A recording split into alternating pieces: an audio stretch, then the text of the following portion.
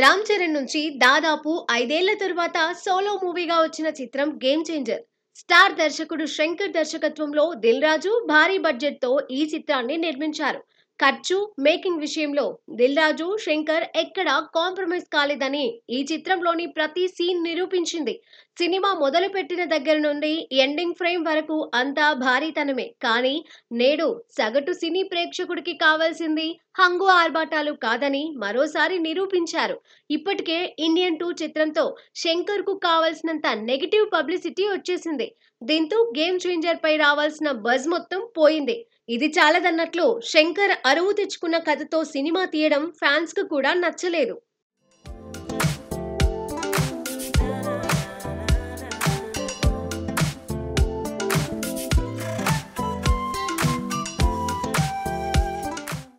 అరువు తెచ్చుకున్న సబ్జెక్ట్ అయినా కూడా శంకర్ ట్రాక్ ను దృష్టిలో పెట్టుకుంటే తన స్క్రీన్ ప్లే మ్యాజిక్ తో వండర్స్ క్రియేట్ చేసేవాడు. కానీ గేమ్ చేంజర్ మాత్రం ఏ మాత్రం కొత్తదనం లేని రొటీన్ పొలిటికల్ డ్రామాగా నిలిచింది.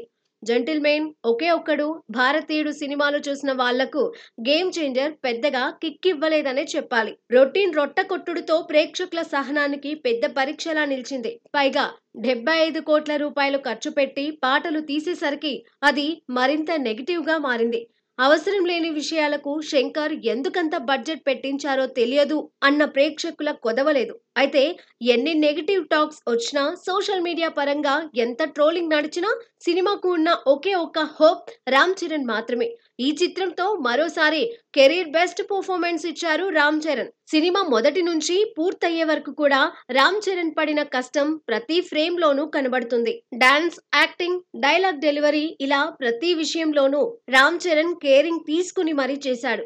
ఏది ఏమైనా సినిమా మీద ఎంత నెగిటివ్ వచ్చినా కలెక్షన్స్ విషయం చాలా ముఖ్యం. అయితే మెచ్చుకోదగిన విషయం ఏమిటంటే ఈ చిత్రం సౌత్ లో మిక్స్డ్ టాక్ తెచ్చుకున్నా నార్త్ లో మాత్రం చిత్ర కలెక్షన్స్ పుంజుకుంటున్నాయి. రిలీజ్ అయిన దగ్గర నుంచి ఆదివారం వరకు ఈ చిత్ర కలెక్షన్స్ పెరుగుతూనే వచ్చాయి. దాదాపు 500 కోట్ల ఖర్చుతో తెరకెక్కిన గేమ్ చేంజర్ చిత్రంకు 220 కోట్ల వరకు ప్రీ రిలీజ్ బిజినెస్ జరిగింది. గత 3 రోజులుగా 100 కోట్లకు పైగా షేర్ సాధించిన ఈ చిత్రం లాంగ్ రన్ లో ఇంకా 120 కోట్లకు పైగా షేర్ సాధిస్తే గేమ్ చేంజర్ సేఫ్ జోన్ లోకి వెళ్తుంది.